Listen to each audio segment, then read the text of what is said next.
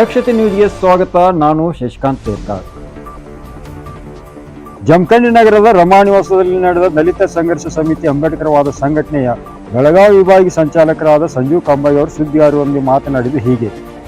ಬಾಗಲಕೋಟೆ ಜಿಲ್ಲೆಯಲ್ಲಿ ಡಿಸೆಂಬರ್ 10ರಂದು ಅಂಬೇಡ್ಕರ್ ಭವನದಲ್ಲಿ ದಲಿತ ಸಂಘರ್ಷ ಸಮಿತಿ ಅಂಬೇಡ್ಕರ್ ವಾದ ಜಿಲ್ಲಾ ಪದಾಧಿಕಾರಿಗಳ ಆಯ್ಕೆಯನ್ನು ಮಾಡಲಾಗುವುದು ಹಾಗೂ ತಾಲೂಕು ಸಂಚಾಲಕರು ಆಗಮಿಸುವ ಜೊತೆಗೆ ಸಂಘಟನೆಯ ಸರ್ವ ಸದಸ್ಯರು ಬರಬೇಕೆಂದು ಮನವಿಯನ್ನು ಮಾಡಿಕೊಂಡರು.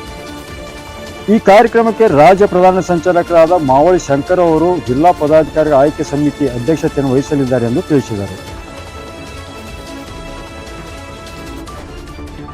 ಬಂಧುಗಳೇ, ಇಂದು ಜಮಖಂಡಿಯ ರಮಾ ಪ್ರವಾಸಿ ಮಂದಿರದಲ್ಲಿ ಇಂದು ಕರ್ನಾಟಕ ದಲಿತ ಸಂಘರ್ಷ ಸಮಿತಿ ಅಂಬೇಡ್ಕರ್ ವಾದದ ಬೆಳಗಾವಿ ವಿಭಾಗೀಯ ಸಂಚಾಲಕನಾಗಿ ನಾನು ಇಂದು ಮುದೋಳು, ಜಮಖಂಡಿ, ತೇರದಾಳ ಹಾಗೂ ಬನಟ್ಟಿ ರಬಕವಿಯ ತಾಲೂಕಾ ಸಂಚಾಲಕರನ್ನು ಸಭೆಯನ್ನು ಕರೆದು 10/12/2024ರಂದು ಬಾಗಲಕೋಟೆಯ ಅಂಬೇಡ್ಕರ್ ಭವನದಲ್ಲಿ ಸರ್ವ ಸದಸ್ಯರ ಸಭೆ ಇರುವುದರಿಂದ ಕಾರ್ಯಕರ್ತರು ಹೆಚ್ಚಿನ ಸಂಖ್ಯೆಯಲ್ಲಿ ಆಗಮಿಸಿ ಕಾರ್ಯಕ್ರಮವನ್ನು ಯಶಸ್ವಿಗೊಳಿಸಬೇಕಂತ ತಮ್ಮಲ್ಲಿ ಕೇಳ್ಕೊಳ್ತಾ ಇದ್ದೇನೆ.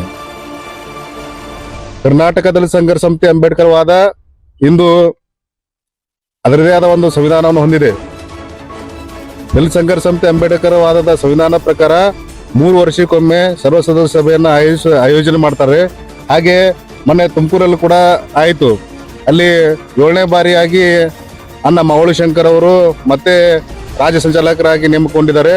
ಅದೇ ರೀತಿ ಎಲ್ಲ ಜಿಲ್ಲೆಗಳಲ್ಲಿಯೂ 31 ಜಿಲ್ಲೆಗಳಲ್ಲಿ ಪ್ರವಾಸ ಮಾಡಿ ಈಗ ಸರ್ವ ಸದಸ್ಯರ ಸಭೆಯನ್ನು ಆಯೋಜನೆ ಮಾಡಿದ್ದಾರೆ. ಅದೇ ರೀತಿ 10/12/2024ರಂದು ಬಾಗಲಕೋಟೆ ಜಿಲ್ಲೆಯ ಅಂಬೇಡ್ಕರ್ ಭವನದಲ್ಲಿ ಈ ಸರ್ವ ಸದಸ್ಯರ ಸಭೆ ಇರುವುದರಿಂದ ಹೆಚ್ಚಿನ ಸಂಖ್ಯೆಯಲ್ಲಿ ಕಾರ್ಯಕರ್ತರು ಆಗಮಿಸಿ ಕಾರ್ಯಕ್ರಮವನ್ನು ಯಶಸ್ವಿಗೊಳಿಸಬೇಕಂತ ನಿಮ್ಮಲ್ಲಿ ಮನವಿಯನ್ನು ಮಾಡಿಕೊಳ್ತಾ ಇದ್ದೇನೆ.